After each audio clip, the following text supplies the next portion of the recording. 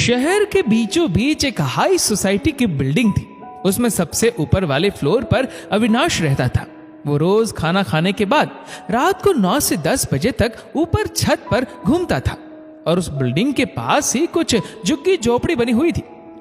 पिछले 1-1.5 महीने से वो रोज उस बच्चे को देख रहा था जो रोज एक गुब्बारे को छोड़ देता था और उसे तब तक देखता रहता जब तक वह आंखों से ओझल न हो जाए। एक दिन अविनाश दोस्त से बात करने में थोड़ा लेट हो गया और जब ऊपर घूमने गया तो उसे वो बच्चा नहीं दिखा। अविनाश ने ऊपर देखा कि कहीं गुब्बारा उड़ता हुआ दिख जाए तो उसे वो गुब्बारा पानी की टंकी में अटका हुआ दिखा। अविनाश समझ गया कि ये उस बच्चे का ही है और उसने सोचा कि उस गुब्बारे को निकाल कर उड़ा दो और वह टंकी पर चढ़ा। उसने देखा गुब्बारे पर कुछ लिखा हुआ था। अविनाश उसे पढ़कर बेचैन हो गया। उस पर लिखा था, हे ऊपर वाले, मेरी माँ की तबीयत बहुत खराब है और इसके इलाज के लिए किसी को भेज दे। मेरे पास इतने सारे पैसे नहीं है। ये पढ़कर अविनाश को रात भर नींद नहीं आई। वह सवेरे उठकर उस लड़के से मिलने चला गया। उसने जाकर देखा तो सच में उसकी माँ की तबीयत खराब थी।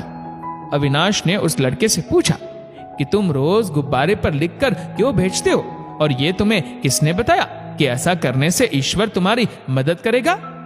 उस लड़के ने कहा, ये सब मुझे भिखारी दादा ने कहा। एक दिन रात को मैं आ रहा था तो उन्होंने कहा, मेरी तबीयत खराब है और मैं भीख मांगने नहीं जा सकता और मैं 2 दिन से भूखा हूं। क्या तुम मुझे खाना खिलाओगे? तो मैंने उन्हें खाना लाकर दे दिया तो उन्होंने कहा, बेटा तेरी मदद ऊपर वाला करेगा। मैंने पूछा, वो सच में मेरी मदद करेगा क्या?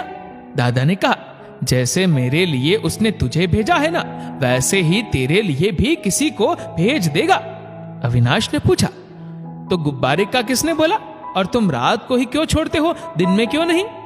वो लड़का बोला, दादा ने कहा था ना कि ऊपर वाला मदद करेगा, तो मैं रोज सोचता था कि उस तक बात कैसे पहुंचाऊं।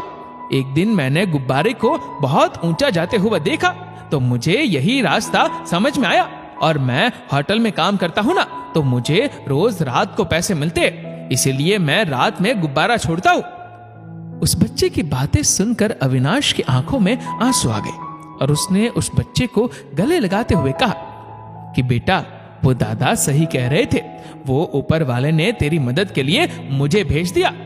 और अविनाश ने उसकी माँ का इलाज कराया और उसका माँ के प्रति प्यार देखकर उसे बहुत सारी मदद करी और स्कूल में भी भर्ती करा दिया। इस कहानी से हमें कुछ बातें समझ में आई कि ईश्वर उस बच्चे पर खुश क्यों हुआ। उसका माँ के लिए प्यार, गरीब होते हुए भी उसके मन में दूसरे के लिए दया, उसका भोलापन और सबसे बड़ी बात उसका विश्वास, जो उसने 1-1.5 महीने तक गुब्बारे में लिखकर ईश्वर के लिए भेजा। यदि ये बातें हम लोगों में भी पैदा हो जाए तो इसमें कोई शक नहीं कि वो प्यारा ईश्वर हमारी तकलीफों में भी किसी ना किसी को भेज ही देगा। विश्वास करो, वो ईश्वर हमें हर पल देख रहा है और हमें अच्छे से अच्छा जीवन देना चाहता है। इसीलिए हमें प्रभु पर भरोसा रखना चाहिए। इस वीडियो को लेकर आपकी क्या राय है, नीचे कमेंट करके जरूर बताइएगा।